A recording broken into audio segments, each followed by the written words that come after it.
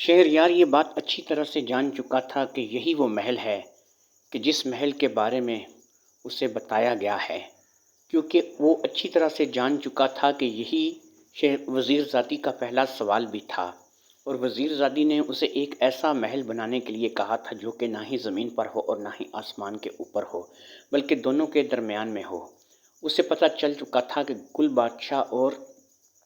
صنوبر کی کہانی اسے یہیں سے جاننے کو ملے گی، کیونکہ یہی وہ سچویشن تھی، یہی وہ معاملات تھے جو وزیر زادی کے ساتھ جا کے میچ ہو رہے تھے۔ لیکن وہ حیران اس بات پر تھا کہ وزیر زادی جو یہاں سے اتنی دور رہتی تھی کہ اگر زندگی میں وہ اپنی ساری زندگی بھی لگا دے تو وہ یہاں پر نہیں پہنچ سکتی تھی، تو وہ کیسے اس علاقے سے یہاں پر آ جایا کرتی تھی، اور اسے اس کہانی کا کیسے پتہ تھا؟ کیا وہ اس علاقے میں آئی تھی یا پھر وہیں بیٹھ کر اس نے اس کہانی کا پتہ لگایا تھا؟ بہرحال یہ باتیں بعد میں سوچنے کی تھی، اس وقت تو یہ ضروری تھا کہ اس پہاڑ پر جایا جائے، اور جس پہاڑ کو کراس کرنے کے بعد گل بادشاہ کا محل ظاہر ہو جائے گا، اور اس دنیا میں شہریار چلا جائے گا جس دنیا کا وہ تصور ہی نہیں کر سکتا، یعنی ایک ایسی جگہ کہ جو نہ زمین پر ہے اور نہ ہی آسمان پر ہے بلکہ دونوں کے درمیان ہے۔ چچا چچی کی باتیں سننے کے بعد شہریار نے کہا کہ نہیں، میں اپنی منزل کو ضرور سر کروں گا اور میں جاؤں گا۔ مجھے اس محل کو تلاش کرنے میں اتنا مشکل کا سامنا کرنا پڑا ہے، اس لیے میں اب منزل پہ آ کے منزل کو چھوڑ نہیں سکتا۔ اب وہ سین مرغ جو کہ اس کو لے کر کے شروع سے آیا تھا، جو کہ ابھی تک اس کے ساتھ تھا، اس کا بیٹا کہنے لگا، جس کو ساتھ اس وقت لیا تھا جو کہ ابھی بچہ تھا اور اڑ نہیں سکتا تھا، لیکن یہاں تک پہنچنے میں نہ صرف کہ وہ بچہ جوان ہو چکا تھا بلکہ اس کے اچھے خاصے مضبوط اور بڑے بڑے پر نکل آئے تھے، اور اس کا قد بھی بہت زیادہ بڑا ہو چکا تھا، یعنی وہ اپنے باپ کے برابر کھڑا تھا۔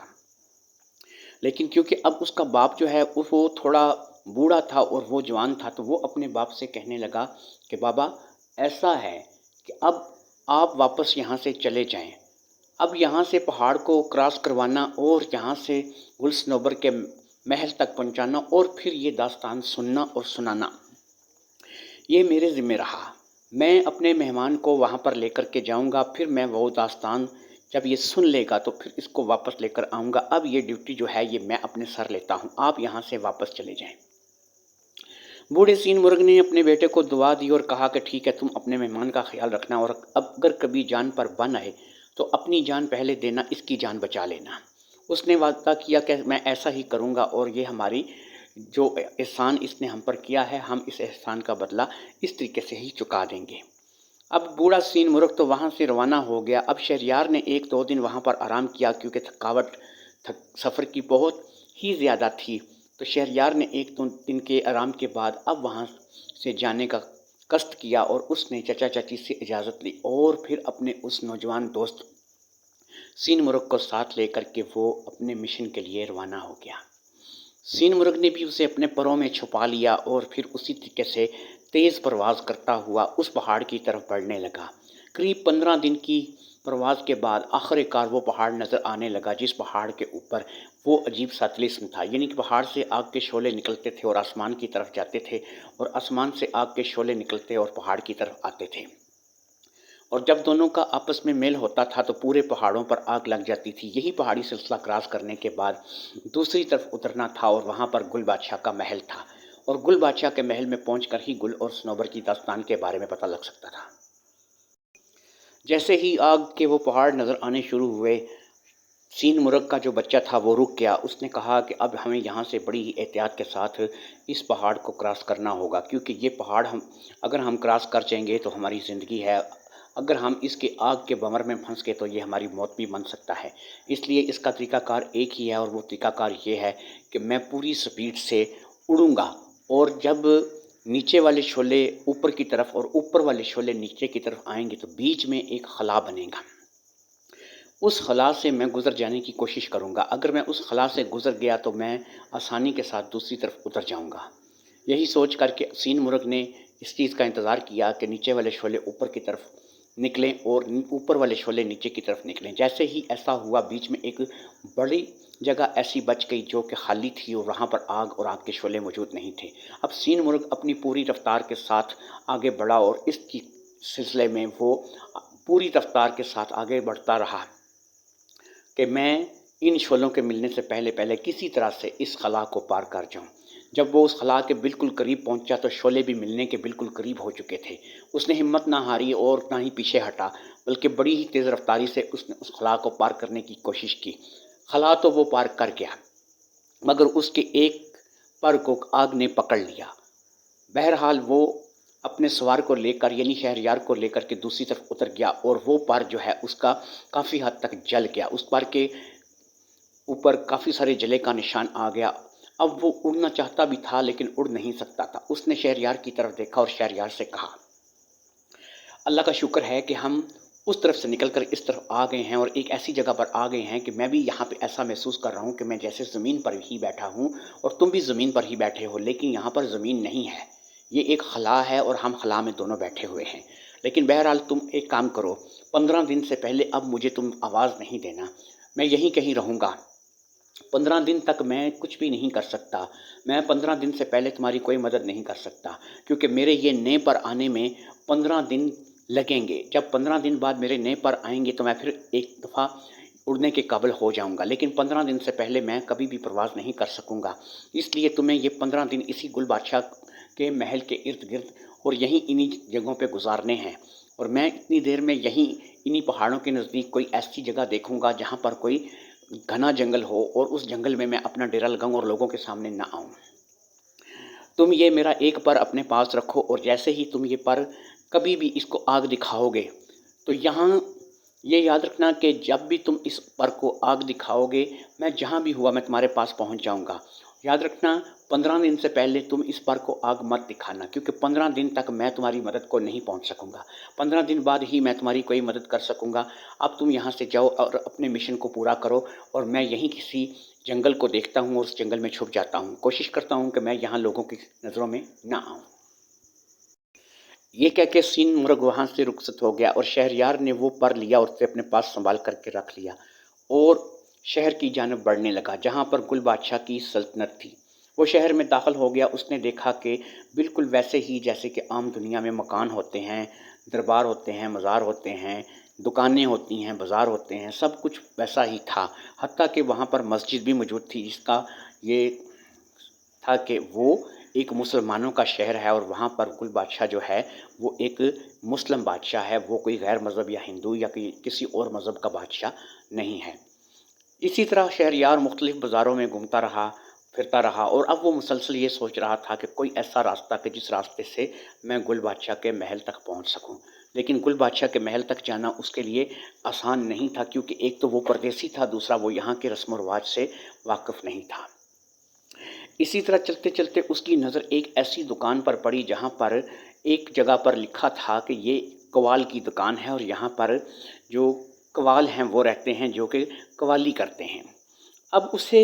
ان چیزوں میں دلچسپی تو نہیں تھی، لیکن کیونکہ وہ اجنبی تھا اور اپنا وقت گزار رہا تھا تو تھوڑی دیر کے لیے وہ اس دکان کے پاس کھڑا ہو گیا کہ اچانک دکان سے اسے کچھ آوازیں سنائی دینے لگی۔ کچھ لوگ آپس میں باتیں کر رہے تھے۔ ایک جو بڑا قوال تھا وہ کہہ رہا تھا کہ بھئی میاں ایسا ہے کہ ہم تو گل بادشاہ کے ہاں قوالی کرنے جا رہے ہیں، اور گل بادشاہ کو تو تمہیں پتہ ہے کہ قوالی سننے کا بڑا شوق ہے، اور پچھلی مرتبہ جب ہم گئے تھے تو گل بادشاہ نے ہمیں بڑا انعام و کرام دیا تھا، تو اس لیے دیکھو میاں ایسا ہے کہ اچھا سا کوئی کلام تیار کرو تاکہ گل بادشاہ اس کلام کو سن کر کے خوش ہو اور ہمیں اس بار بھی بڑا انعام و کرام دے۔ اب شہریار سے رہا نہیں گیا، اور شہریار نے کہا، اندر داخل ہو گیا دکان کے، اور شہریار نے ان سے کہا کہ جناب میں آپ کی خدمت میں ایک عرض کرنا چاہتا ہوں، آپ قوال حضرات ہیں اور گل بادشاہ کے ہاں قوالی کرنے کے لیے جا رہے ہیں، میں آپ سے ایک چھوٹی سی عرض کرنا چاہتا ہوں، اگر آپ مجھے اپنا شاگرد بنا لیں اور مجھے بھی گل بادشاہ کے محل میں اپنے ساتھ قوالی کرنے کے لیے لے جائیں، تو میں قوالی تو نہیں جانتا، لیکن میں ایسا فن جانتا ہوں، ایسی چیزیں جانتا ہوں کہ جسے سن کر کے گل بادشاہ اس قدر خوش ہوگا کہ وہ یقینی آپ کو انعام دے گا، اور اگر آپ کی قوالی اسے پسند نہ بھی آئی تو تب بھی وہ آپ کو اتنا انعام و کرام دے گا، میری وجہ سے آپ کو انعام مل سکتا ہے۔ اب جو قوالوں کا سردار تھا وہ کہنے لگا تھا، بھئی تم میں سے کون سے سرخاب کے پار لگے ہیں اور کون ہو تم، اور تمہیں قوالی کے بارے میں کیا پتہ ہے،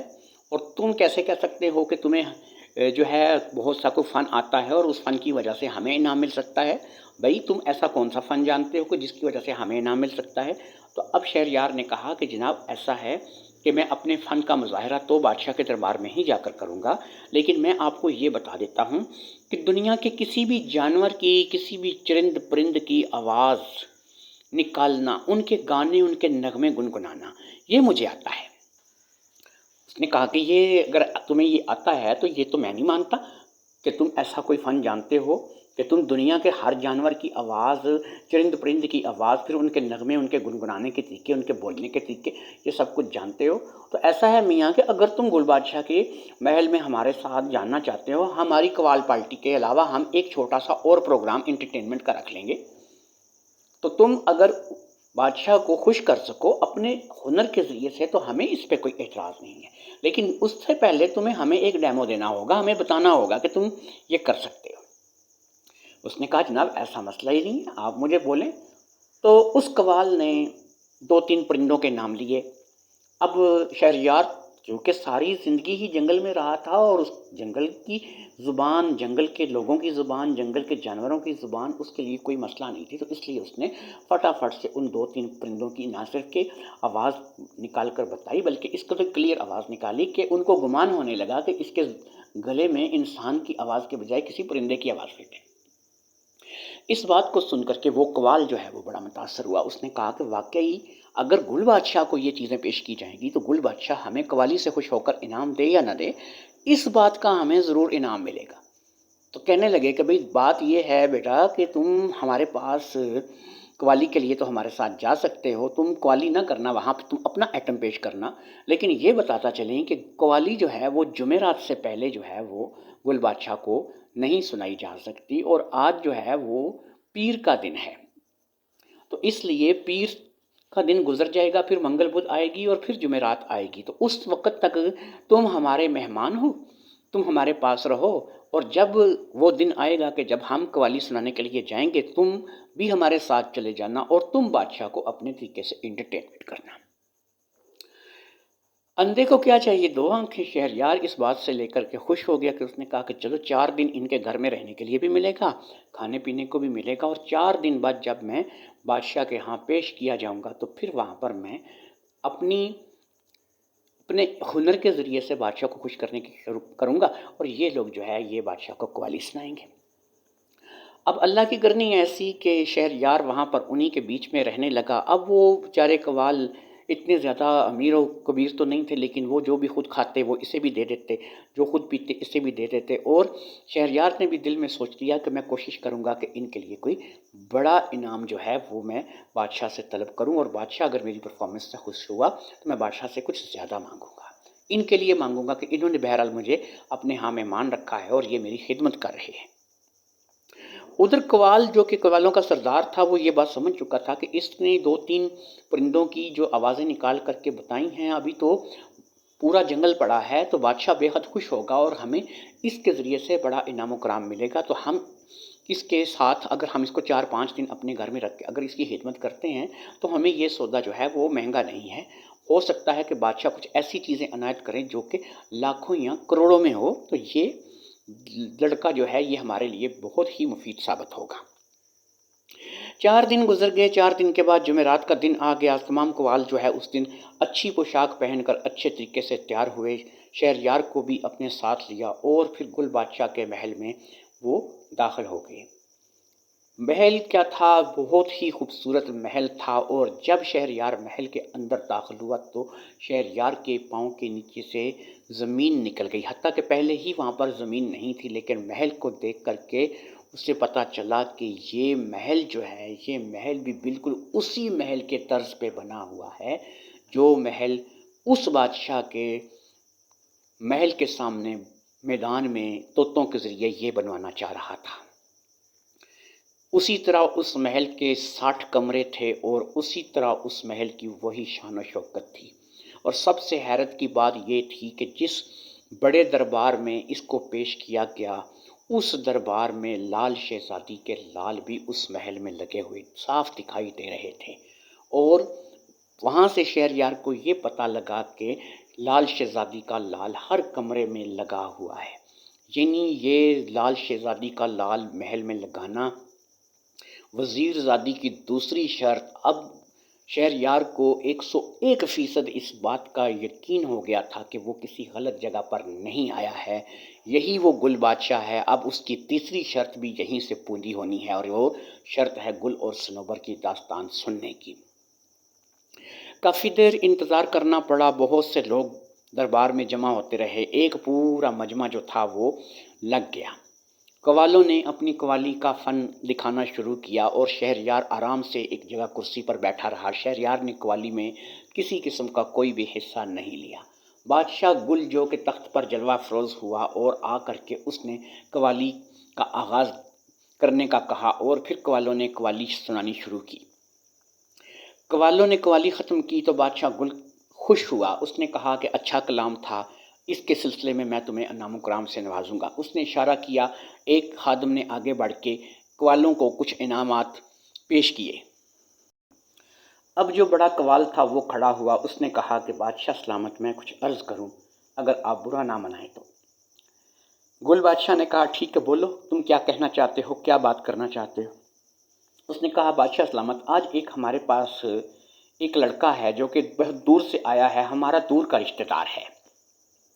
تو وہ پہلی بار آپ کی سلطنت میں یہاں پر آیا ہے، تو ہم چاہتے ہیں کہ آپ اس کے فن کا مظاہرہ دیکھیں۔ وہ دنیا کے ہر جانور کی، ہر چرند کی، پرند کی آواز جو ہے وہ نکالنے پر مہارت رکھتا ہے۔ آپ کو بالکل ایسا محسوس ہوگا جیسے کہ وہی جانور بول رہا ہے، وہی پرندہ بول رہا ہے، اور اگر آپ اس کا یہ فن کا مظاہرہ سننا چاہیں، دیکھنا چاہیں، تو وہ بندہ بھی یہاں پر اسی جگہ دربار میں موجود ہے۔ بادشاہ نے کہا، بھئی یہ تو بہت اچھی بات ہے کہ کوئی بندہ دور سے آیا ہے اور مجھے انٹرٹین کرنا چاہتا ہے، اور اس کے پاس کوئی ایسا فن ہے۔ اگر ایسا فن ہے تو ٹھیک ہے، وہ بندہ سامنے دربار میں آ کر میرے سامنے کھڑا ہو جائے اور مجھے جو چیزوں کے میں نام لیتا ہوں مجھے ان کی آواز نکال کر بتائے۔ اگر اس کا فن سچا ہوا اور وہ ان چیزوں کی آواز کو نکال سکا تو میں وعدہ کرتا ہوں کہ میں اس کو تو انعام و کرام سے نوازوں گا، میں تم لوگوں کو بھی مزید انعام دوں گا۔ اب قوال نے شہریار کو اشارہ کیا اور شہریار اپنی کرسی سے اٹھ کر جا کر کے بادشاہ کے دربار کے جو تخت لگا ہوا تھا اس کے بالکل سامنے دربار کے بالکل درمیان میں کھڑا ہو گیا۔ اس نے بادشاہ کو سلام کیا، بادشاہ نے اسے سلام کا جواب دیا۔ تو اب شہریار نے کہا کہ بادشاہ سلامت، آپ مجھے بولتے چلے جائیے، جس چیز کا بھی آپ نام لیں گے میں اس چیز کی آواز آپ کو نکال کر کے بتاؤں گا۔ تو اسی طرح بادشاہ گل نے کہا، اچھا اگر ایسی بات ہے تو پھر مجھے اس چیز کی آواز نکال کے بتاؤ۔ بادشاہ نے کسی پرندے کا نام لیا تو شہریار نے فوری طور پر اپنی آواز اس پرندے جیسے کر لی، اور پھر اس پرندے کی آواز میں شہریار نے وہاں پر بولنا شروع کر دیا جو اس پرندے کی مخصوص آواز تھی۔ تمام حال جو ہے وہ تالیوں سے گونج اٹھا، لوگ شہریار کی تعریف کرنے لگے، اور بادشاہ گل بھی بہت خوش ہوا کہ واقعی بھئی اس لڑکے کے پاس ہنر تو ہے۔ اب بادشاہ گل نے اس سے مزید فرمائشیں کی، کبھی کسی جنگلی جانور کی آواز کی، کبھی کسی چرند برند کی آواز کی، کبھی کسی کوئل کی آواز کی، کبھی خود کی آواز کی۔ اسی طرح وہ مختلف فرمائشیں کرتا رہا اور شہریار جو ہے اسے انٹرٹین کرتا رہا۔ جب وہ شہریار کے فن سے مکمل طور پر مسحور ہو چکا تو اس نے کہا کہ ٹھیک ہے، بس آج کے لیے اتنا کافی ہے، باقی کی آوازیں پھر کبھی کے لیے بچا کے رکھو، اور امید کرتا ہوں کہ تم اگلی جمعرات کو بھی ان کے ساتھ آؤ گے، کیونکہ باقی جو لسٹ میرے پاس ابھی رہتی ہے، مجھے بھی کچھ چیزیں ایسی ہیں کہ جو یاد نہیں آ رہی ہیں ابھی، لیکن میں ان کی ذہن میں سوچ بنا کے رکھوں گا، ایک لسٹ ان کی میں بنا لوں گا، اور پھر ان کی آواز سن کر ان کے بارے میں اگلے جمعرات کو بات کر کے میں تم سے محظوظ ہوں گا۔ تو تمہارے لیے میں بے حد انعام و کرام کا اعلان کرتا ہوں، تمہیں ان قوالوں سے ڈبل انعام دیا جائے گا، اور ان قوالوں کو بھی اور انعام مزید جو ہے وہ عطا کیا جائے گا۔ تو تم اب اگلی جمعرات کو یہاں پر ضرور آنا، ان قوالوں کے ساتھ تم ضرور آنا۔ تو اب شہریار کہنے لگا، بادشاہ سلامت، میں ایک عرض کروں، اگر جان کی امان پاؤں تو۔ بادشاہ نے کہا کہ تم ایسی کون سی بات کرنا چاہتے ہو؟ ظاہری بات ہے تم انعام کے سلسلے میں بات کرنا چاہو گے، اور اس کے لیے تمہیں جان کی امان کی کیا ضرورت ہے، تم مجھے ویسے ہی بول دو۔ تو شہریار نے کہا، نہیں بادشاہ سلامت، یہ بھی ہو سکتا ہے میری بات کو سن کے آپ کو غصہ آ جائے یا پھر آپ جلال میں آ جائیں، تو اس لیے مجھے میری جان کی امان چاہیے۔ تو اس بادشاہ نے کہا، ٹھیک ہے، میں نے تمہیں جان کی امان دی، تمہیں کچھ بھی نہیں کہا جائے گا، اور تمہیں عزت و احترام کے ساتھ ہی اس محل سے رخصت کیا جائے گا۔ تو شہریار کہنے لگا کہ جناب یہ جو قوال ہیں انہوں نے مجھے اپنا مہمان بنا کے رکھا، انہوں نے میری بڑی خدمت کی، تو میں چاہتا ہوں ان کو تو آپ انعام و کرام سے نوازیں اور ان کو انعام و کرام آپ دیں، لیکن میرے لیے انعام و کرام نہیں، مجھے آپ سے کسی قسم کا انعام نہیں چاہیے، بلکہ میری ایک فرمائش ہے، میری ایک خواہش ہے، اگر آپ میری اس فرمائش کو، اس خواہش کو پوری کر دیں تو میں آپ کا آباری ہوں گا، میں آپ کا بہت بہت شکر گزار ہوں۔ گل بادشاہ نے کہا ٹھیک ہے، تم مجھے اپنی خواہش بتاؤ، تم نے جس طریقے سے مجھے انٹرٹین کیا ہے، میرے من کو ہلکا کیا ہے، میں تمہارے فن کو دیکھ کے یقین کرو بہت خوش ہوا ہوں، تو میں تمہیں اس بات کی اجازت دیتا ہوں کہ تم اپنی من چاہی فرمائش مجھ سے پوری کروا سکتے ہو۔ تو اب شہریار نے کہا کہ ٹھیک ہے، ان قوالوں کو تو آپ جو بھی انعام دینا چاہیں وہ دے کر کے رخصت کر دیں، لیکن مجھے آپ گل اور صنوبر کی کہانی سنا دیں۔ گل اور صنوبر کی کہانی کا سننا ہی تھا کہ بادشاہ گل اپنے تخت سے اٹھ کر کھڑا ہو گیا، ایک دم سے اس کی آنکھیں سرخ ہو گئیں اور اس کا ہاتھ اپنی تلوار کی طرف بڑھا۔ اس نے کہا کہ بدتمیز گستاخ، تمہاری یہ ہمت کہ تم مجھے میرے ہی دربار میں آ کر گل اور صنوبر سنانے کی کہانی سنانے کی کہو، چلے جاؤ یہاں سے، اگر میں نے تمہیں جان کی امان نہ دی ہوتی تو میں تمہیں مار دیتا، تم اسی قابل ہو، یہاں سے چلے جاؤ، اب آج کے بعد تم میرے دربار میں مت آنا، تم نے مجھے خوش کیا تھا اور اپنی جان کی امان مانگی تھی، اس لیے میں نے تمہیں چھوڑ دیا، ورنہ تم آج اپنا سر کٹوا چکے ہوتے اور میں تمہیں یہاں مار چکا ہوتا۔ خیر، شہریار کو کسی نے کچھ کہا نہیں، لیکن اسے وہاں سے گل بادشاہ کے محل سے نکال دیا گیا اور وہ قوال بھی وہاں سے واپس آ گئے۔ محل سے باہر نکلنے پر قوال شہریار سے لڑنے لگے، انہوں نے کہا کہ تمہارے پاس تو بہت اچھا موقع تھا، تم اچھا خاصا انعام حاصل کر سکتے تھے، تم نے ہمیں بادشاہ سے ڈبل انعام دلوایا، لیکن تم نے اپنے انعام کی باری آئی تو تم گل صنوبر کی کہانی کو لے بیٹھے۔ گل تو یہی بادشاہ ہے، صنوبر اس کی بیوی ہوا کرتی تھی، لیکن وہ آج کل نظر نہیں آتی، تم کیوں ان کے بارے میں جاننا چاہتے ہو؟ تم اپنے کام سے کام رکھو اور انعام وصول کرو۔ تو اب کے بار شہریار کو کیونکہ پتا تھا کہ وہ کسی بھی طریقے سے 15 دن گزارنے ہیں اور 15 دن تک وہ کسی بھی طریقے سے انہی کے پاس رہے تو اچھا ہے، لہٰذا اس نے اس قوال کی منت سماجت شروع کر دی۔ اس نے کہا کہ جناب مجھ سے غلطی ہو گئی، اگلی جمعرات کو جب میں آپ لوگوں کے ساتھ جاؤں گا میں بادشاہ سے معافی مانگ لوں گا، اور مجھے امید ہے کہ جب میں بادشاہ سے معافی مانگوں گا نہ صرف کہ آپ کو ڈبل انعام و کرام بھی دلواؤں گا، بلکہ جو انعام و کرام مجھے ملے گا وہ بھی میں آپ کے حوالے کر دوں گا۔ بس میری متی ماری گئی تھی، مجھ سے بڑی غلطی ہو گئی کہ میں نے آپ لوگوں کو ناراض کر دیا اور میں نے گل بادشاہ سے اس گل اور صنوبر کی کہانی سننے کا کہہ دیا۔ قوالوں کا جو سردار تھا، بہرحال اس کے من میں یہ ضرور تھا کہ یہ دیکھیں کہ اس کی وجہ سے ہمیں ڈبل انعام اس بار ملا ہے، اور پھر یہ بہت ہی انٹرٹینمنٹ اس نے کیا ہے بادشاہ کو، بادشاہ اس سے بے حد خوش تھا، اور اگر واقعہ یہ اگلی جمعرات کو جا کر کے دوبارہ سے ایسی انٹرٹینمنٹ دکھائے گا تو بادشاہ اسے مزید انعام دے گا اور اس کا ملا ہوا انعام بھی ہمیں مل جائے گا، لہٰذا اس نے کہا کہ ٹھیک ہے، میں تمہیں ایک ہی شرط پر اگلی جمعرات کو لے کر بادشاہ کے محل میں جاؤں گا کہ تم نے کسی بھی شکل میں بس کوئی ایسی بات نہیں کرنی کہ جو بادشاہ کو ناگوار گزرے۔ خیر، شہریار نے اس چیز کی حامی بھری، اس نے کہا ٹھیک ہے، میں کوئی ایسی بات نہیں کروں گا کہ جو بادشاہ کو ناگوار گزرے، اور آپ مجھے لے کر کے اگلی جمعرات کو دوبارہ سے بادشاہ کے دربار میں چلے جائیے گا۔ وہ ایک ہفتہ بھی اب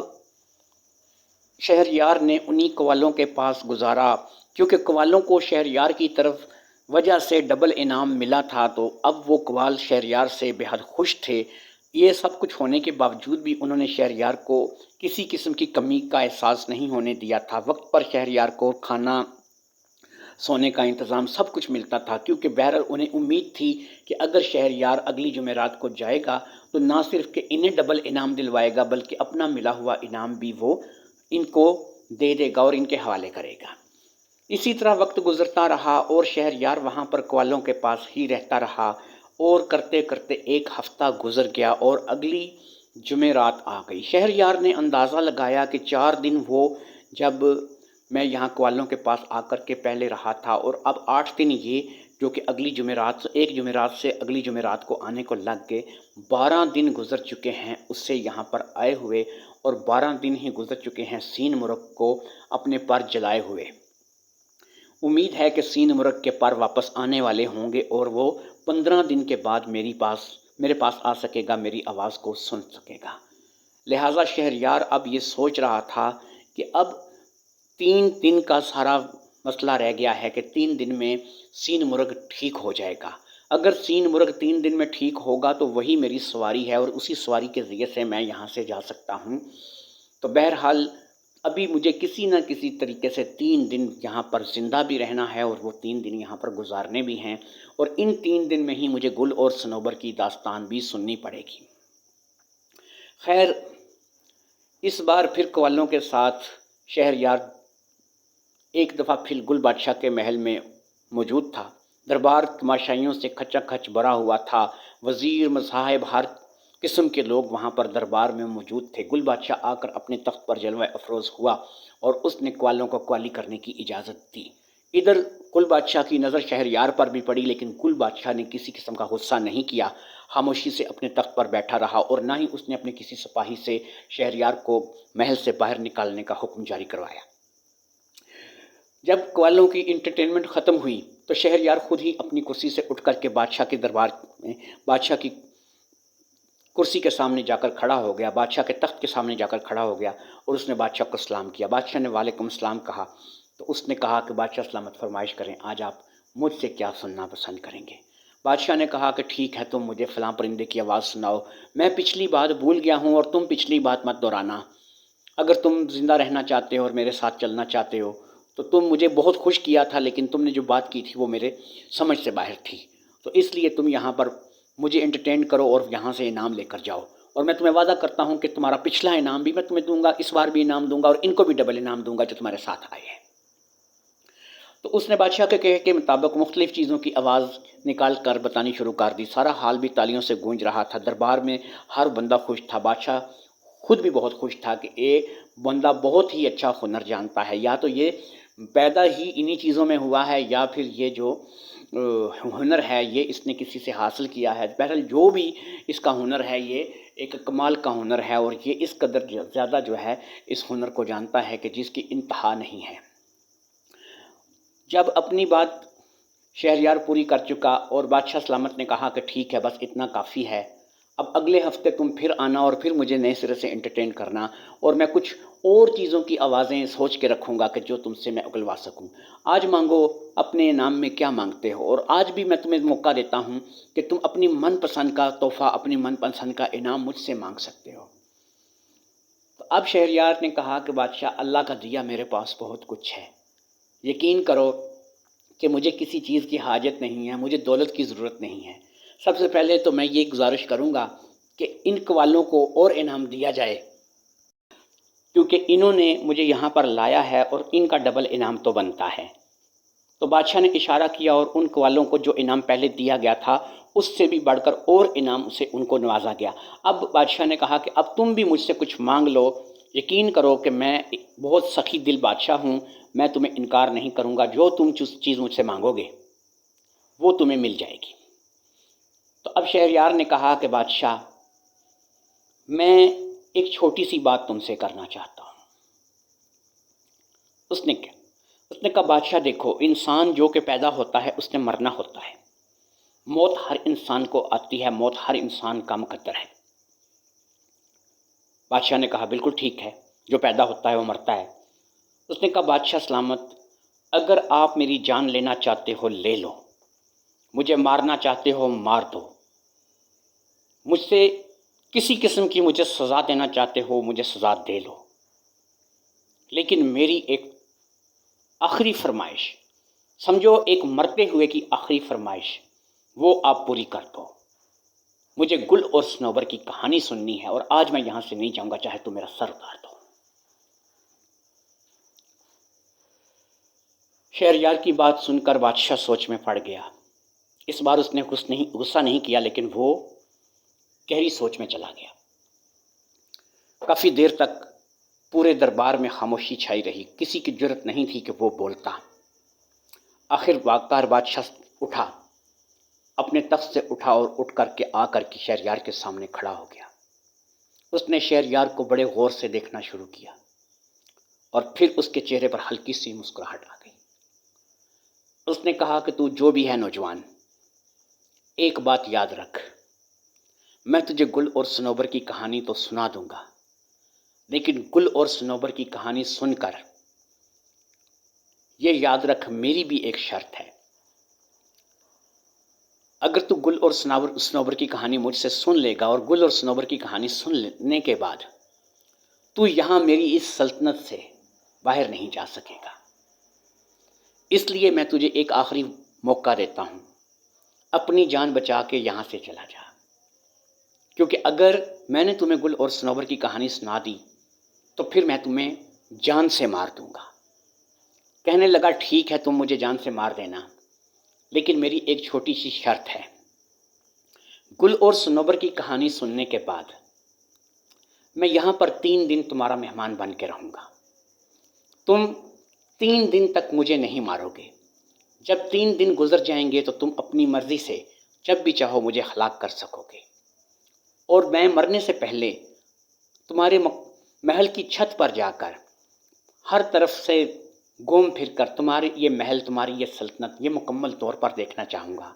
جب میں تمہارے محل کی چھت پر جاؤں گا اس وقت میں اکیلا وہاں پہ گھوم پھر کے تمہاری محل کی تمہارے سلطنت کو دیکھوں گا، تمہارے محل کی چھت کو دیکھوں گا۔ اس وقت میرے ساتھ کوئی بھی نہیں ہوگا۔ بادشاہ نے کہا کہ دیکھو، اگر تم اس طرح سے بھاگنے کی سوچ رہے ہو تو یہ یاد رکھو، میرے محل کی چھت پر جا کر کے اگر تم وہاں سے چھلانگ بھی لگاؤ گے تو تم مر نہیں سکو گے، کیونکہ تم جانتے ہو کہ یہ محل نہ زمین پر ہے نہ آسمان پر ہے، دونوں کے درمیان میں ہے۔ اس لیے میرے محل سے کودنے پر بھی تم نہیں مرو گے، مرنا تم نے میرے ہاتھوں ہی ہے۔ دوسرا رہا کہ تم 3 دن کے لیے میرے مہمان بن کے رہو گے کہانی سننے کے بعد، تو چلو میں یہ تمہاری شرط مان لیتا ہوں کہ تم کہانی سننے کے بعد 3 دن میرے محل میں رہو گے، مہمان بن کے رہو گے۔ تمہیں کوئی پہرا نہیں ہوگا، کوئی تمہیں کچھ نہیں کہے گا، کیونکہ میں جانتا ہوں کہ تم میری سلطنت سے کسی بھی طرح سے بھاگ نہیں سکتے۔ تو شہریار نے کہا ٹھیک ہے، پھر دیر کس بات کی ہے؟ آپ کو اپنے سلطنت کے پہرے پر یقین ہے اور آپ کو اس بات کا یقین ہے کہ آپ کسی بھی طریقے سے میں یہاں سے اس سلطنت سے بھاگ نہیں سکتا، تو ٹھیک ہے، آپ مجھے کہانی سنائیے اور میں جو ہے وہ کہانی سن کر کے آپ ہی کے پاس یہاں 3 دن رہوں گا اور پھر 3 دن بعد آپ مجھے ہلاک کر دیجیے گا۔ بادشاہ نے اپنے باقی لوگوں کو جانے کے لیے کہا، اس نے کہا تخت لیا اور پھر اس کو شہریار کو لے کر کے وہ اپنے محل کے اندرون خانے میں آ گیا۔ جب وہ محل کے اندرون خانے میں آ گیا، محل بہت ہی بڑا تھا، کیونکہ میں نے پہلے بتایا کہ 60 کمرے تھے محل کے، تو مختلف راہداریوں سے گزرتے ہوئے، مختلف کمروں سے گزرتے ہوئے بادشاہ ایک ایسے کمرے پر آ کر رک گیا جس کمرے کو باہر سے بند کیا گیا تھا، اس کمرے کے اوپر تالا لگا ہوا تھا۔ بادشاہ نے سب سے پہلے اس تالے کو کھولا اور اس کمرے میں لے کر کے شہریار کو داخل ہو گیا۔ بادشاہ اور شہریار جب اس کمرے میں داخل ہوئے تو اس کمرے میں ہر طرف لال شہزادی کے لالوں کی چمک پورے ماحول کو مسحور کن کر رہی تھی، لیکن اس کمرے میں ایک چیز ایسی تھی جو بہت زیادہ بھیانک تھی، اور وہ بھیانک چیز یہ تھی کہ وہاں پر بہت سارے لوگوں کے سر لٹک رہے تھے۔ بادشاہ گل نے کہا یہ وہ سر ہیں کہ جو میرے پاس کسی نہ کسی طریقے سے گل اور صنوبر کی کہانی سننے کے لیے آئے تھے۔ ان میں سے کچھ لوگ ایسے تھے جو میری سلطنت کے تھے، کچھ لوگ ایسے تھے جو میری سلطنت کے نہیں تھے، کہیں دور سے آئے تھے اور پتہ نہیں کیسے یہاں پہنچے تھے۔ جیسا کہ تم جانتے ہو کہ میری سلطنت میں کوئی دخل نہیں ہو سکتا، اتنا سخت پہرا ہے، اور میرے سلطنت کے ارد گرد جو پہاڑ ہیں ان سے آگ کے شعلے ہر وقت نکلتے رہتے ہیں۔ تو یہ وہ لوگ تھے جو اپنی جان پر کھیل کر کے یہاں پر پہنچے تھے، اور انہوں نے بھی مجھ سے گل اور صنوبر کی داستان سننی چاہی تھی۔ ان کے آگے بھی میں نے یہی شرط رکھی تھی کہ اگر یہ گل اور صنوبر کی داستان سننا چاہتے ہیں تو پھر یہ اپنا سر مجھ سے کٹوائیں گے۔ انہوں نے میری اس بات کو مان لیا تھا، اور گل اور صنوبر کی داستان سننے کے بعد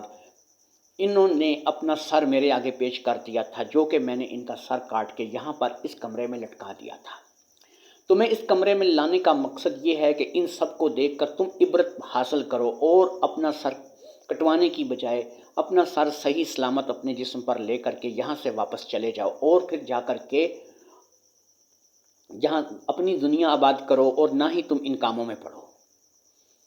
شہریار کہنے لگا بادشاہ سلامت، آپ تو مجھے ڈرا رہے ہیں، جبکہ میں نے کہا ہے کہ میں نے مرنا ایک ہی دن ہے اور جب میری موت آئی ہوگی تو وہ ٹلے گی نہیں، لہٰذا آپ مجھے ان باتوں میں مت لگائیں، آپ مجھے گل اور صنوبر کی داستان کے بارے میں سنائیں، بتائیں کہ گل اور صنوبر کی کیا داستان ہے۔ اب بادشاہ نے کہا کہ ٹھیک ہے، تم نے مجھے کہا تھا کہ تم 3 دن تک میرے محل میں رہنا چاہو گے اور اس کے بعد جو ہے وہ تم یہاں سے گل اور صنوبر کی داستان میں تمہیں ان 3 دنوں میں سناؤں گا اور تم 3 دن تک میرے محل میں رہنا چاہو گے، لہٰذا میں تمہیں 3 دن اپنے محل میں رہنے کی اجازت دیتا ہوں۔ تم پہلے 3 دن میری مہمان نوازی سے پوری طرح لطف اندوز ہو جاؤ۔ تمہیں پورے 3 دن میں کسی قسم کی کوئی کام نہیں کرنا پڑے گا، تمہیں ہر چیز کھانے کی پینے کی تمہیں ملے گی۔ تم ان 3 دنوں کے بعد میرے پاس آؤ گے اور میں تمہیں گل اور صنوبر کی داستان کے بارے میں ایک دفعہ پھر پوچھوں گا کہ تم سننا چاہتے ہو یا پھر واپس اپنی دنیا میں جانا چاہتے ہو۔ تو اگر تم سننا چاہتے ہوگے اور اس دوران تمہارا ہو سکتا ہے ذہن بدل جائے، تم نے یہ عبرت منظر دیکھا ہے کہ میں نے ان شہزادوں کو، ان لوگوں کو مار دیا جو یہ سننے کے لیے آئے، تو شاید 3 دن میں تمہارا ذہن بدل جائے اور تم 3 دن بعد یہ ضد چھوڑ دو اور واپس اپنے گھر چلے جاؤ۔ لیکن اگر تم دوبارہ 3 دن بعد بھی اپنی ضد پر اڑے رہے تو پھر میں تمہیں گل اور صنوبر کی داستان سناؤں گا، اور گل اور صنوبر کی داستان سنانے کے بعد پھر تمہیں موقع نہیں دیا جائے گا، میں تمہارا سر کاٹ دوں گا اور اسی طرح انہی سروں میں تمہارا سر لٹکتا ہوا نظر آئے گا۔ شہریار نے کہا ٹھیک ہے، مجھے کوئی اعتراض نہیں ہے، میں 3 دن آپ کے مہمان نوازی سے لطف اندوز ہوں گا اور 3 دن کے بعد میں انشاءاللہ آپ سے گل اور صنوبر کی داستان سنوں گا۔ بادشاہ نے کہا ٹھیک ہے، 3 دن بعد جب وقت آئے گا دیکھا جائے گا، 3 دن تک تم میرے مہمان ہو، موج کرو اور میں تمہیں مہمان خانے میں بھجوا دیتا ہوں۔ یہ کہہ کر بادشاہ نے اپنے ایک سپاہی کو آواز دی، سپاہی جلدی سے بادشاہ کے قریب آیا اور شہریار کو مہمان خانے میں لے جا کر اس کی خوب خاطر و تواضع 3 دن تک کرنے کے لیے کہا گیا، اور 3 دن بعد شہریار کو جو ہے وہ بادشاہ کے سامنے پیش کرنے کا کہہ کر بادشاہ وہاں سے رخصت ہو گیا۔ شہریار نے اللہ کا شکر ادا کیا کہ اب یہ 3 دن جو تھے وہ سین مرغ کے پر کو مکمل ٹھیک ہونے میں لگ جائیں گے، اور وہ 3 دن کسی نہ کسی طرح سے گزارنا چاہتا تھا۔ اب وہ شہریار جو تھا وہ گل اور صنوبر کے محل کے اندر موجود تھا اور محل میں بیٹھ کر کے وہ اب اپنی یا تو موت کا انتظار کر رہا تھا یا وہ اس کہانی کو سن کر یہاں سے نکلنے کا انتظار کر رہا تھا۔ اب شہریار اس بات کو نہیں جانتا تھا کہ اس کی موت آئے گی یا پھر وہ اس کہانی کو سن کر کے یہاں سے نکل جائے گا۔ بہرحال 3 دن تک وہ مہمان نوازی سے مکمل لطف اندوز ہوتا رہا۔ 3 دنوں میں اسے اچھا کھانے کو پہننے کو دیا گیا، اس کو کسی چیز کی کمی 3 دنوں میں نہیں آئی، اور اسی طرح کرتے کرتے پھر 3 دن بھی بیت گئے۔ جیسے ہی 3 دن گزرے، شہریار کو بادشاہ گل کے سامنے پیش کر دیا گیا۔ اب گل بادشاہ نے شہریار سے کہا کہ ہاں بھی نوجوان، تم میرے پاس دوبارہ سے آئے ہو اور 3 دن تم نے میرے محل میں رہ کر کے گزارا ہے، تمہیں کسی چیز کی کمی یہاں پہ محل میں محسوس نہیں ہوئی، تو میں اب تم سے ایک دفعہ آخری بار پوچھتا ہوں کہ کیا اب بھی تم گل اور صنوبر کی داستان کو سننا چاہتے ہو یا پھر تم یہاں سے چلے جاؤ گے واپس اور ہمیشہ ہمیشہ کے لیے اپنی دنیا میں جا کر اپنی زندگی جیو گے؟ تو شہریار نے کہنے لگا بادشاہ سلامت، میں نے جیسا کہ آپ کو پہلے بھی کہا تھا کہ زندگی اور موت آپ کے اختیار میں نہیں ہے، نہ ہی آپ مجھے زندہ کر سکتے ہیں اور نہ ہی مجھے آپ مار سکتے ہیں، اس لیے آپ صرف اتنا کریں کہ مجھے گل اور صنوبر کی داستان سنائیں، تاکہ میں گل اور صنوبر کی داستان سننے کے بعد ایک دفعہ آپ کے محل کے چھت پہ کھڑا ہو کر آخری نگاہ آپ کی سلطنت کو دیکھوں، اور اس کے بعد جب میں نیچے اتر کر آؤں گا تو پھر میں آپ کے پاس پیش ہو جاؤں گا، آپ میرا سر کاٹ کے انہی لوگوں میں لگا دیجئے گا جو کہ آپ نے پہلے کاٹ رکھے ہیں۔ تو بادشاہ نے کہا اس کا مطلب ہے کہ 3 دن کا موقع دینے کے باوجود بھی تمہارا ذہن نہیں بدلا اور تم اور گل اور صنوبر کی کہانی سننا چاہتے ہو؟ شہریار نے کہا جی بالکل، میں گل اور صنوبر کی کہانی سننا چاہتا ہوں۔ بادشاہ نے کہا ٹھیک ہے، آؤ میرے ساتھ، اب میں تمہیں کہانی سنا کر ہی پیچھے ہٹوں گا، اور آج تمہیں میں گل اور صنوبر کی کہانی کے بارے میں مکمل تفصیل بتاؤں گا تاکہ تمہیں پتہ چلے کہ گل کون تھا، صنوبر کون تھی اور ان کی کہانی کیا تھی، یہ آج تمہیں مکمل طور پہ پتہ چل جائے گا۔ یہ کہہ کر کے گل بادشاہ شہریار کو لے کر کے اپنے محل کے اندرونی حصوں میں دوبارہ سے آ گیا اور دربار کو برخاست کر دیا گیا۔ وہ محل کے ایک ایسے حصے میں پہنچا جہاں پر قدرے اندھیرا تھا اور ایک بہت بڑا کمرہ تھا جس کے دروازے پر بھی تالا لگا ہوا تھا۔ یہ وہ کمرہ نہیں تھا جس میں ان لوگوں کے سر لٹکے ہوئے تھے، بلکہ یہ محل کا ایک کوئی اور حصہ تھا اور یہاں پر قدرے اندھیرا تھا، اور اس اندھیرے حصے میں ایک کمرہ ایسا تھا جس کے دروازے پر تالا لگا ہوا تھا۔ بادشاہ نے چابی کی مدد سے اس تالے کو کھولا اور پھر کنڈی کھول کر وہ کمرے کے اندر داخل ہو گیا۔ جب وہ کمرے میں داخل ہوا تو یہاں کا منظر، شہریار بھی اس کے ساتھ ساتھ داخل ہو گیا۔ یہاں کا منظر پہلے کمرے جیسا نہیں تھا، یہ کمرہ اندھیرے میں تقریباً ڈوبا ہوا تھا۔ یہاں پر بالکل ایک ہلکی سی روشنی تھی کہ اس ہلکی سی روشنی میں اس کمرے کے اندر کا منظر تھوڑی دیر وہاں پر جب بندہ کھڑا رہے تو پھر اس کو وہ دکھائی دینے لگتا تھا۔ تو جیسے ہی شہریار اور بادشاہ گل کی آنکھیں کچھ دیکھنے کے قابل ہوئیں تو شہریار اور بادشاہ گل کی نظر سامنے پڑے ایک پنجرے پر پڑی، جس پنجرے میں ایک عورت تھی جو کہ تقریباً ایسی حالت میں تھی جسے اس کہانی میں بیان نہیں کیا جا سکتا۔ تو وہ اسی حالت میں آپ کو مختصر بتا دیتا ہوں کہ اس کے جسم پر کپڑے موجود نہیں تھے اور وہ اس پنجرے میں قید تھی۔ تو اس پنجرے میں قید وہ عورت بیٹھی ہوئی تھی، اور اس نے جیسے ہی گل بادشاہ اور شہریار کو دیکھا تو وہ ایک نظر کے لیے اس نے نظر اٹھا کر کے ان دونوں پر نظر ڈالی اور پھر اپنی نظر اس نے جھکا لی۔ لڑکی کیا تھی، عورت کیا تھی، بالکل حور پری تھی، بالکل بہت ہی حسین، بہت ہی شاندار لڑکی تھی، لیکن حیرت شہریار کو اس بات پر تھی کہ اس بیچاری کے جسم پر لباس تک نہیں تھا اور اس کے جسم پر مختلف جگہوں پر خراشوں کے نشان تھے۔ اب گل بادشاہ نے شہریار کو مخاطب کیا، اس نے کہا کہ ایک یہ ہے، یہ صنوبر ہے۔ یہ صنوبر کون ہے؟ صنوبر میری بیوی ہے۔ ایک وقت ایسا تھا کہ سب سے پہلے میری بیوی کھانا کھاتی تھی، میری بیوی کا بچا ہوا کھانا میں کھاتا تھا، اور جو کھانا میں بچاتا تھا وہ میرا ایک وفادار کتا ہے وہ کھاتا تھا۔ یہ کہہ کر گل بادشاہ نے اشارہ کیا تو ایک کتا جو کہ کہیں قریبی تھا وہ دوڑتا ہوا اس کمرے میں آ گیا اور گل بادشاہ کے پاس کھڑا ہو کر اپنی دم ہلانے لگا۔ اب بادشاہ نے کہا یہی میرا وہ وفادار کتا ہے کہ جس کے بارے میں تمہیں ابھی بتا رہا تھا کہ ایک وقت ایسا تھا کہ سب سے پہلے صنوبر کھانا کھاتی تھی جو کہ میری بیوی تھی۔ صنوبر کا بچا ہوا کھانا میں کھاتا تھا اور میرا بچا ہوا کھانا یہ کتا کھاتا تھا۔ آج ایک وقت ایسا ہے کہ سب سے پہلے میں کھانا کھاتا ہوں، میرا بچا ہوا کھانا یہ کتا کھاتا ہے، اور کتے کا بچا ہوا کھانا ہم اس کو صنوبر کو دیتے ہیں۔ یہ کیوں ہوا؟ اب وہ اس کمرے سے نکل گیا۔ اس نے کہا کہ اب میرے ساتھ تم آ جاؤ، میں محل کے تمہیں مختلف حصوں میں لے کے گھوموں گا اور ساتھ ہی ساتھ میں تمہیں یہ ساری کہانی بھی سناؤں گا۔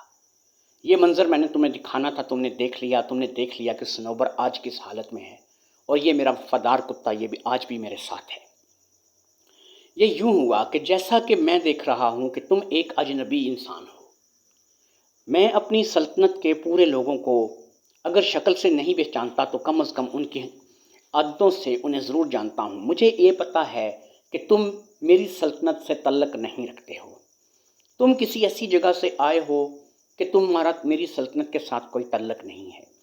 اسی طرح ایک لڑکی تھی، وہ میری بیگم سے صنوبر سے ملنے کے لیے آیا کرتی تھی،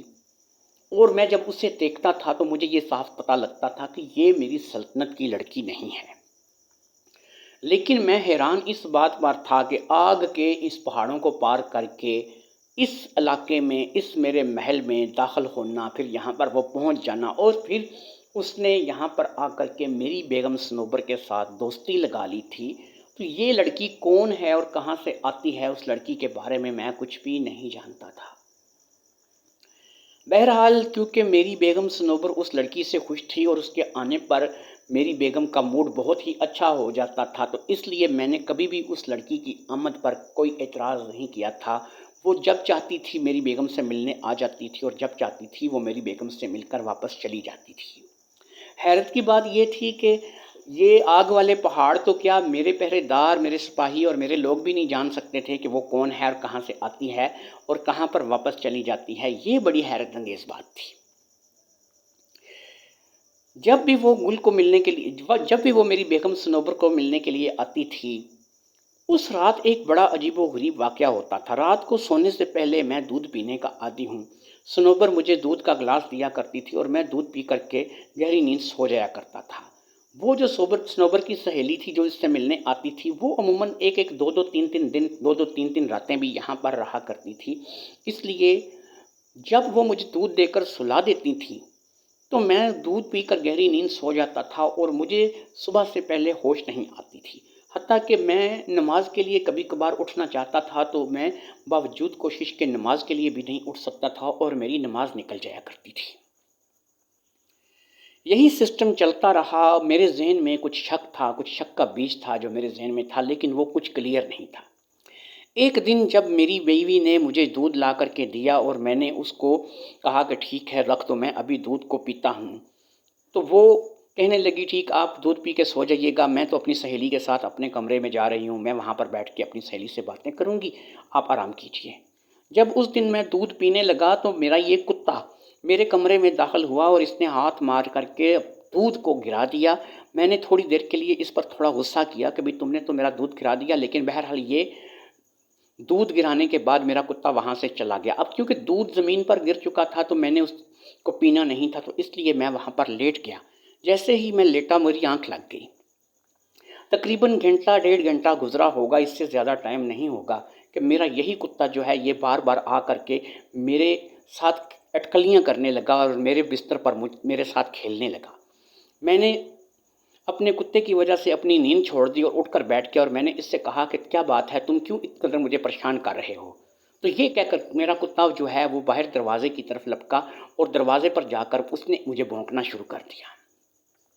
میں سمجھا کہ میرا کتا مجھے کہیں لے جانا چاہتا ہے، کیونکہ میں نے اسے بچپن سے پال کر اتنا بڑا کیا ہے تو مجھے اپنے کتے کی عادتوں کے بارے میں علم ہے۔ اگر وہ مجھے باہر جانے کا اشارہ کر رہا تھا تو اس کا مطلب یہ ہے کہ وہ مجھے کہیں لے کر کے جانا چاہتا تھا۔ لہٰذا میں اپنے پلنگ سے اترا اور اپنے کتے کے پیچھے پیچھے چل گیا۔ سب سے پہلے مجھے میرا کتا لے کر کے میری بیگم صنوبر کے کمرے میں گیا، جہاں وہ اپنی سہیلی کے ساتھ باتیں کرنے میں مشغول ہوگی۔ لیکن جب میں وہاں پر پہنچا تو نہ ہی وہاں پر میری بیگم صنوبر موجود تھی اور نہ ہی اس کی سہیلی جو تھی وہ وہاں پر اس کمرے میں موجود تھی۔ اب وہاں سے کتا مجھے باہر کی طرف لے آیا اور میں اپنے محل سے باہر نکل آیا۔ میرا استبل یہاں سے قریب ہی ہے جہاں پر میرے گھوڑے بندھے ہوتے ہیں، اور میں کتے کے ساتھ ساتھ اس استبل میں پہنچ گیا۔ جب میں استبل میں داخل ہوا تو میں نے دیکھا کہ میرا بہت ہی لاڈلا اور پیارا گھوڑا، اسے بھی میں نے چھوٹا بچپن سے پالا تھا اور اسے پال پوس کر میں نے یہاں تک کیا تھا کہ اب وہ میری سواری کے کام آتا تھا، لیکن وہ اپنے کھونٹے پر بندھا ہوا نہیں تھا، وہ گھوڑا وہاں سے غائب تھا۔ جب وہ گھوڑا میں نے وہاں سے غائب دیکھا تو میں نے اپنے کتے کو اشارہ کیا تو کتا میرا ایک طرف جنگل کی جانب چل رہا تھا۔ میں نے ایک اور گھوڑا وہاں سے کھونٹے سے کھولا اور اس کو لے کر کے اپنے کتے کا پیچھا کرنے لگا۔ میرا کتا آگے آگے تھا اور میں گھوڑے پر بیٹھ کر اپنے کتے کا پیچھا کر رہا تھا۔ میرا کتا کرتے کرتے یہاں سے دور ایک گھنے جنگل میں جا کر گھس گیا۔ جب میں گھنے جنگل میں اپنے کتے کا پیچھا کرتے ہوئے پہنچا تو میں نے دیکھا وہاں پر ایک ٹینٹ سا، ایک تمبو سا لگا ہوا ہے، جو کہ ایسا تمبو ہے کہ جو یہاں پر جنگل میں کسی نے لگا رکھا ہے اور اس کے اندر سے ہلکی سی روشنی چھن چھن کر باہر آ رہی ہے۔ میرا کتا وہاں اس تمبو کے بالکل پاس جا کر کے رک گیا اور اس نے مجھے اشارہ کیا۔ میں اپنے کتے کا اشارہ سمجھ گیا کہ جو کچھ بھی ہے اس تمبو کے اندر ہے۔ مجھے اب اس بات کا پتہ چل گیا تھا کہ میری بیوی صنوبر اور اس کی سہیلی یہاں آدھی رات کو اس تمبو میں آئی ہیں، لیکن میں یہ دیکھنا چاہتا تھا کہ یہاں آدھی رات کو وہ اس تمبو میں آ کر کے کیا کر رہی ہیں۔ کچھ ہی فاصلے پر میں نے اپنے گھوڑے کو بھی دیکھ لیا تھا، جو کہ میری اپنی سواری کے کام آتا تھا، اور وہ بھی اسی ٹینٹ کے بالکل، اس تمبو کے بالکل پاس ہی کہیں چر رہا تھا۔ میں نے یہ سب کچھ دیکھنے کے بعد حیرت زدہ ہو چکا تھا، کیونکہ مجھے نہیں پتا تھا کہ یہاں پر کیا کھچڑی پک رہی ہے۔ خیر، میں نے احتیاط کے طور پر اپنی تلوار کو اپنے میان سے نکال لیا اور اسے میان سے نکال کر اپنے ہاتھ میں پکڑ لیا۔ میں گھوڑے سے اترا اور گھوڑے سے اتر کر میں اس تمبو کی طرف بڑھنے لگا۔ جب میں اس تمبو کے پاس گیا تو اس تمبو کے آگے پردہ پڑا ہوا تھا، کسی طریقے سے بھی اندر کا دکھائی نہیں دے رہا تھا۔ میں نے پردے کو ہلکا سا ہٹایا تو میں نے دیکھا کہ میری بیگم صنوبر، اس کی سہیلی اور وہاں پر ایک سیاہ حبشی تھا، یہ تینوں التی پلتی مارے وہاں پر اس تمبو میں بیٹھے تھے۔ ان کے سامنے ایک شیطان قسم کا مجسمہ تھا اور یہ کچھ منہ ہی منہ میں بڑبڑا رہے تھے۔ اور ان کے جسموں پر لباس نام کی چیز نہیں تھی، تینوں ہی لباس سے محروم تھے۔ مجھے یہ چیز دیکھ کر بے حد غصہ آ گیا۔ وہ کوئی شیطانی پوجا کر رہے تھے، کسی شیطان کی عبادت کر رہے تھے۔ یہ صورتحال دیکھ کر مجھے بے حد غصہ آیا کہ میں ایک مسلمان ہوں اور صنوبر بھی مسلمان ہے، اور یہ جو لڑکی صنوبر کے پاس آتی تھی، اب اس کے بارے میں نہیں جانتا کہ وہ مسلمان ہے یا کافر ہے۔ اور پھر وہ جو حبشی ہے، اسے بھی آج تک میں نے اپنی سلطنت میں نہیں دیکھا کہ وہ کون ہے اور میری سلطنت میں آ کر کہاں سے آباد ہوا، اور اس نے یہاں جنگل میں یہ ٹینٹ کیوں لگا لیا، اور اس ٹینٹ میں بیٹھ کر وہ کیا کر رہا تھا۔ یہ سارے سوال ایسے تھے کہ ان سوالوں کا جواب میرے پاس نہیں تھا، لیکن ایک بات کا جواب میرے پاس تھا کہ ان ننگے لوگوں کو، ان ننگے آدمیت کو، ان بے غیرتوں کو میں جہنم واصل کرتا۔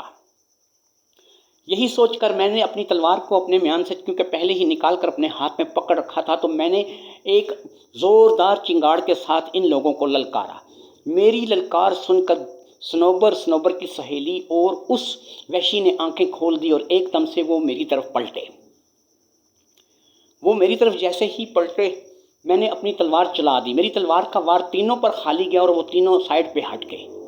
اب اس نے، کیونکہ وہ ایک ایسا ٹینٹ بنا ہوا تھا کہ اس کے طرف دونوں طرف راستہ تھا، تو وہ دوسری راستے سے بھاگ کر کے اس ٹینٹ سے باہر نکل آئے۔ باہر کھلی زمین تھی، کھلی فضا تھی، تو اب وہ حبشی بھی باہر نکل آیا اور صنوبر اور اس کی سہیلی بھی باہر نکل آئے۔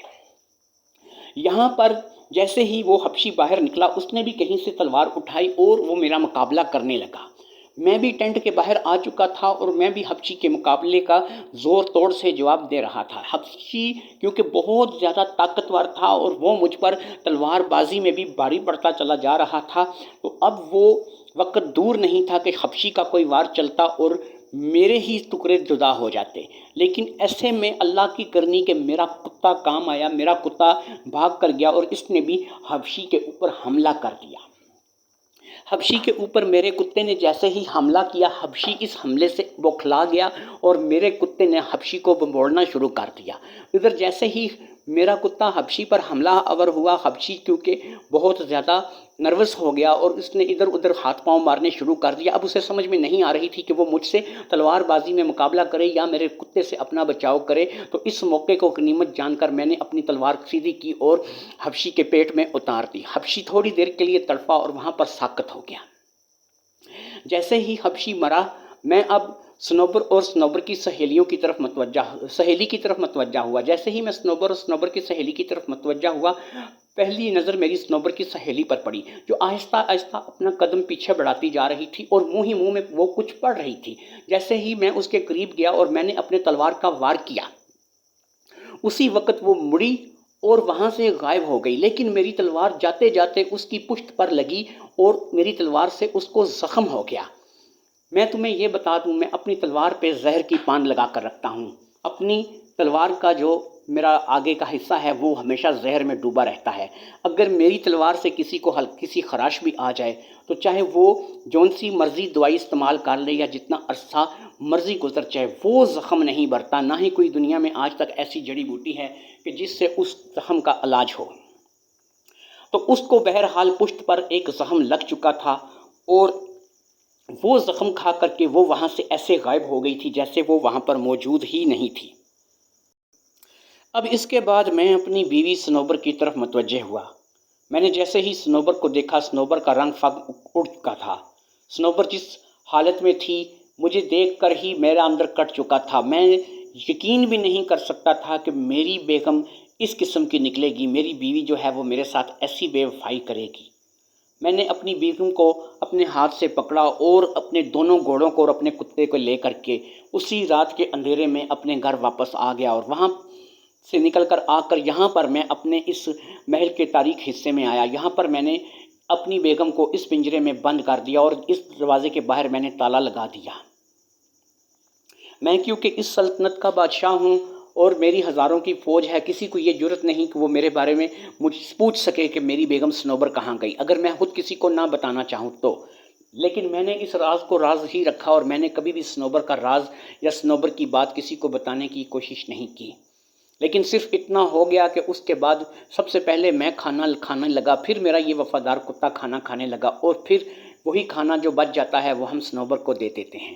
اس دن کے بعد صنوبر اسی پنجرے میں قید ہے اور صنوبر یہاں سے باہر نہیں جا سکتی۔ اس کے لیے اب باہر کی دنیا ختم ہو چکی ہے۔ جب تک یہ رہے گی اسی حالت میں میرے پاس ہی رہے گی۔ یہ وہ بات ہے کہ اگر میں لوگوں کو بتاؤں یا کسی کو اس بات کا پتہ چل جائے تو لوگ میری ہنسی اڑائیں گے، میرا مذاق اڑائیں گے۔ مجھے یہ بات اگر کسی کو بتانی ہوتی تو میرے پلے کچھ نہیں رہتا، میری عزت چلی جاتی۔ اس لیے جو بھی اس راز کو جاننے کے لیے کسی بھی ذریعے سے میرے پاس پہنچا کہ گل اور صنوبر کہاں گئے، صنوبر کہاں گئی، صنوبر نظر کیوں نہیں آ رہی، اس سلطنت میں صنوبر بھی ہوا کرتی تھی، تو جو بھی اس راز کو جاننے کے لیے میرے پاس پہنچا میں اسے یہ راز تو بتا دیتا ہوں، لیکن پھر میں اس کا سر کاٹ دیتا ہوں تاکہ میرا یہ راز باہر کسی کے پاس نہ پہنچ سکے۔